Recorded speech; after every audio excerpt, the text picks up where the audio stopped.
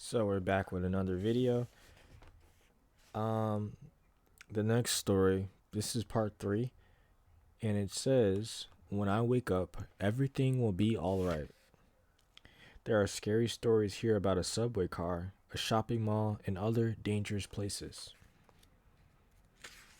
Okay.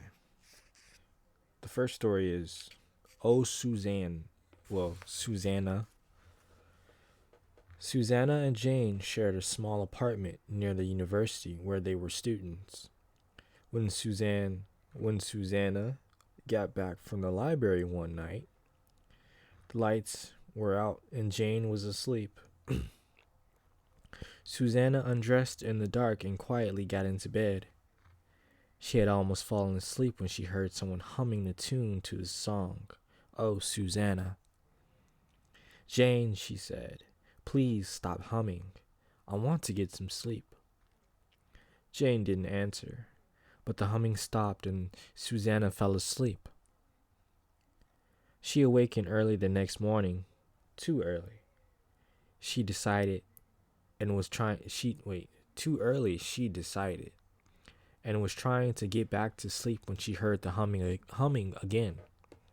"Please go back to sleep," she told Jane. "It's too early to get up." Jane didn't answer, but the humming continued. Suzanne became angry. "Cut it out," she said. "It's not funny." When the humming still did not stop, she lost her temper. She jumped out of bed, pulled the covers off Jane, and screamed. Jane's head was gone.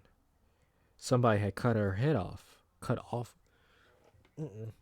Somebody had cut off her head. "I'm having a nightmare," Susanna told herself. "When I wake up, everything will be all right." And that's the end of that story. I thought there's something else was gonna come with it. Apparently not. See, next story is "The Man in the Middle," like Malcolm in the Middle. It was almost midnight. Sally Trout had just gotten on the subway train at 50th Street after visiting her mother. "Don't worry," Sally had told her. "The subway is safe. There is always a policeman on duty." But that night, she didn't see one, except for her. The subway car was empty. At 42nd Street, 3 tough-looking men got on, 2 of them holding up the third, who looked drunk. His head rolled from side to side, and his legs refused to work. When they got him seated between them, his head came to rest on one of his his head came to rest on one of his shoulders. Sally thought he was staring at her. She buried her head in the book and tried not to notice. At 28th Street, one of the men stood up. "Take it easy, Jim," he said to the man in the middle, and he got off. At 23rd Street, Jim's other friend stood up. "You'll be fine," he said, and he got off. Now the only ones left in the car were Jim and Sally. Just then the train went around the sharp curve, and Jim pitched onto the floor at Sally's feet. When she looked down at him, she saw a trickle of blood on the side of his head and, just above it, a bullet hole. Ugh. Nice. The next story. The Cat in a Shopping Bag. Okay. Animal abuse. Mrs. Briggs was driving to the shopping mall to do some last minute Christmas shopping when she accidentally ran over a cat. Knew it. She could not bear to leave the corpse on the road for other cars to hit and squash. So she stopped, wrapped the cat in some tissue paper she had with her, and put it in the old shopping bag in the back seat. She would bury it in the backyard when she got home. I know. At the mall, She parked her car and began walking to one of the stores. She had taken only a few steps when, out of the corner of her eye, she saw a woman reach into the open window of her car and take the shopping bag with the dead cat. Oh, she's in for a bad time. When the woman quickly got into a car nearby and drove off. Then, no, not when, then the woman. Mrs. Briggs ran back to her car and followed the woman. She caught up with her at the diner. Dinner? What? She caught up with her at the diner down the road. She followed her inside and watched the woman slide into a booth and give a waitress her order. As the woman sat sipping in her soda, she reached into Mrs. Briggs' shopping bag. When she bent down and looked inside, a look of horror crossed her face. She screamed and fainted. The waitress called an ambulance. 2 attendants carried the woman away on a stretcher, but they left the shopping bag behind. Mrs. Briggs picked up the bag and ran after them. "This is hers," she called. "It's her Christmas present. She wouldn't want to lose it." And she said it's her Christmas present too, and it so happens to be almost, around Christmas. Coincidence. Got maybe 4 more stories left. And this one is called The Bed by the Window. The 3 old men shared a room at the nursing home. The room had only one window, but for them it was the only link to the real world. Ted Conklin, who had been there the longest, had the bed next to the window. When Ted died, the man in the next bed, George Best, took his place. And the third man, Richard Green, took George's bed. Despite his illness, George was a cheerful man who spent his days describing the sights he could see from his bed.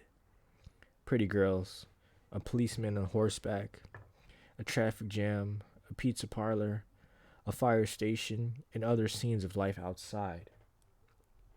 Richard loved to listen to George, but the more George talked about life outside, the more Richard wanted to see it for himself. Yet he knew that only when George died would he have his chance.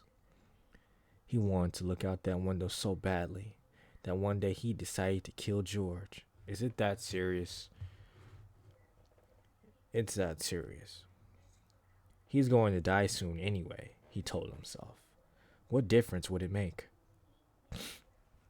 George had a bad heart. If he had an attack during the night, and a nurse could not get to him right away, he had pills he could take. He kept them in the bottle on top of the cabinet between his bed and Richard's. All Richard had to do was knock the bottle to the floor where George could not reach it. A few nights later, George died just as Richard had planned he would. And the next morning, Richard was moved to the bed by the window. Now he would see for himself all the things outside that George had described. After the nurses had left, Richard turned to the window and looked out, but all he could see was a blank brick wall. Ooh. That's underwhelming. All that for nothing. He sabotaged that dude's whole life for nothing. And where were they? The students at the school for nurses got along quite well. This story is called The Dead Man's Hand. The students at the school for nurses got along quite well with one another, except for Alice.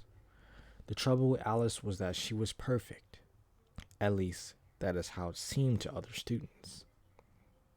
She was always friendly and always cheerful. Nothing ever upset her. Her school assignments were always on time and always perfect. She didn't even bite her fingernails. Many of the student nurses resented Alice. They would have Start over. They would have liked to see her fail at something, become frightened or cry, or do something that showed she had weaknesses like they did. One night, several students tried to frighten Alice with a practical joke. They borrowed the hand of a corpse. They had been studying in anatomy and tied it to a light cord in her closet. When she tried to turn on the light, she would find herself holding a dead man's hand. That would scare anybody, one of them said. If it doesn't scare her, nothing will. After tying the hand in place, they went to the movies. When they got back, Alice was asleep. But when they didn't see her the next morning, they decided to find out what had happened. There was no sign of Alice in her room, but they soon found her. She was sitting on the floor in her closet, staring at the dead man's hand and mumbling to herself. Alice didn't even look up. The joke had worked, but nobody was laughing. So they scared the hell out of her. But it wasn't funny. Okay.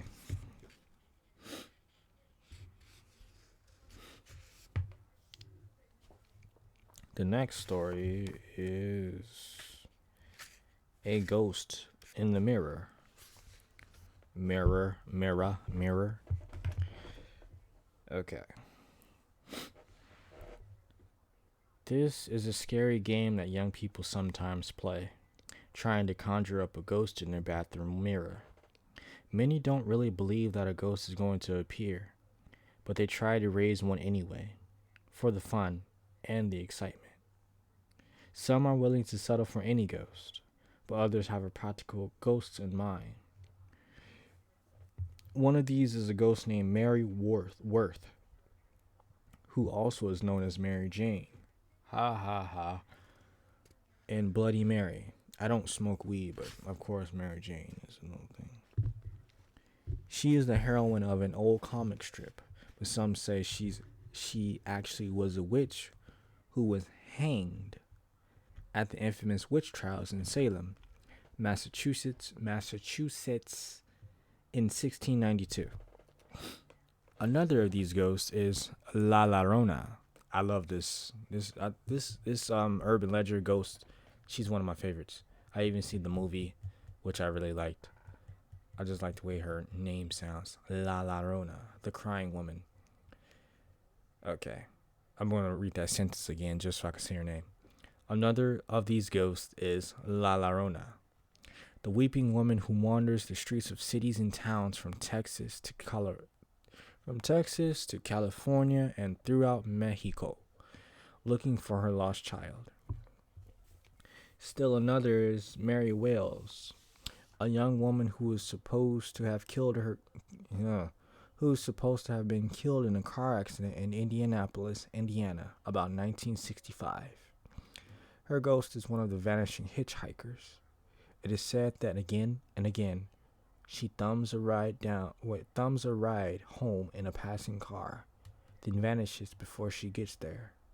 Here is how ghost hunters try to raise a ghost. They find a quiet bathroom. Doesn't everybody? Close the door and turn off the lights. Doesn't everybody?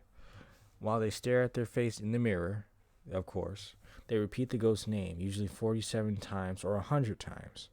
If any ghost will do, they will say, any ghost, in place of a name. If they do manage to raise one, its face will slowly replace their face in the mirror. Some say a ghost is likely to be angry at being disturbed. If it gets angry enough, they say, it will try to shatter the mirror and come right into the room. But a player can always turn on the lights and send the ghost back to where it came from. And when that happens, the game is over. That's all. It's just a guide of how to bring a ghost into the damn bathroom. Yeah, that's it.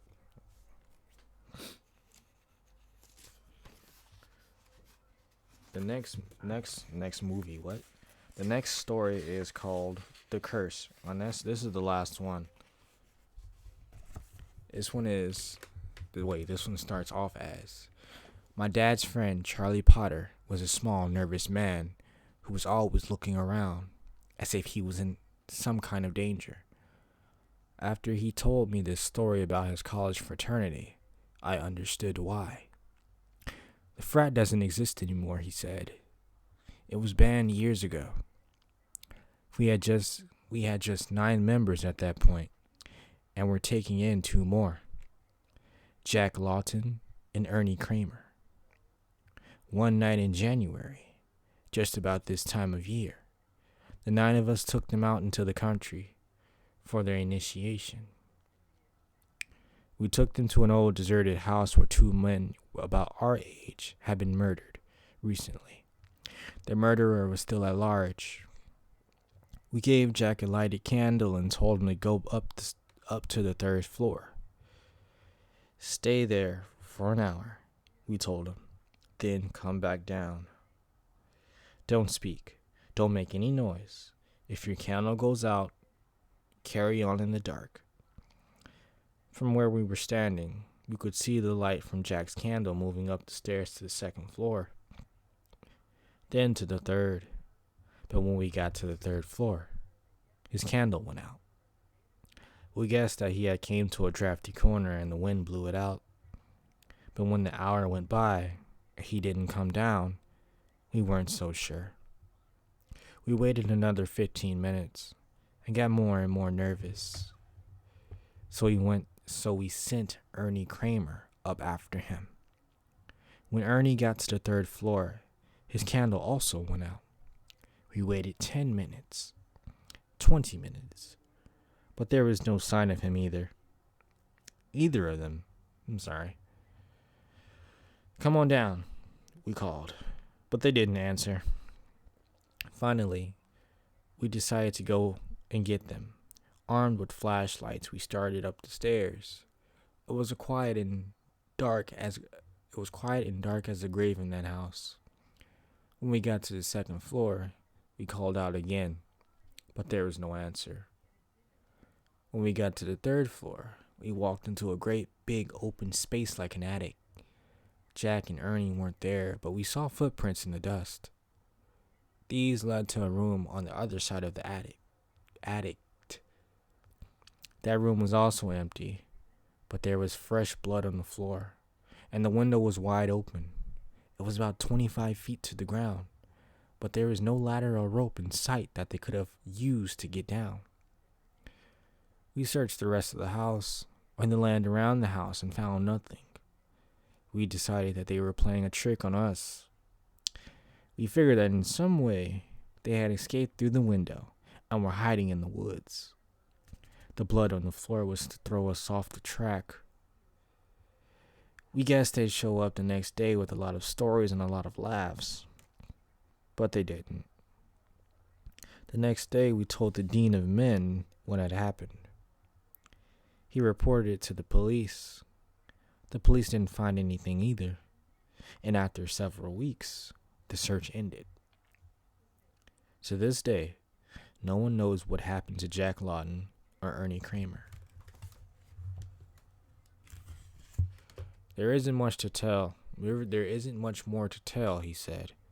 We weren't arrested, but the college disbanded the fraternity and suspended the 9 of us from school for a year.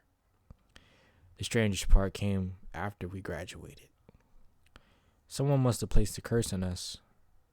Every year since then, around the time of the initiation, one of us has died or gone crazy. I'm the only one left, he said. And I'm in pretty good health. But there are times when I feel just a little peculiar. And it has parentheses and it says, now rush at someone in the audience and scream. You go, ah. And that's the end. We have one more section. And this one is called The Last Laugh. These stories are scary and funny.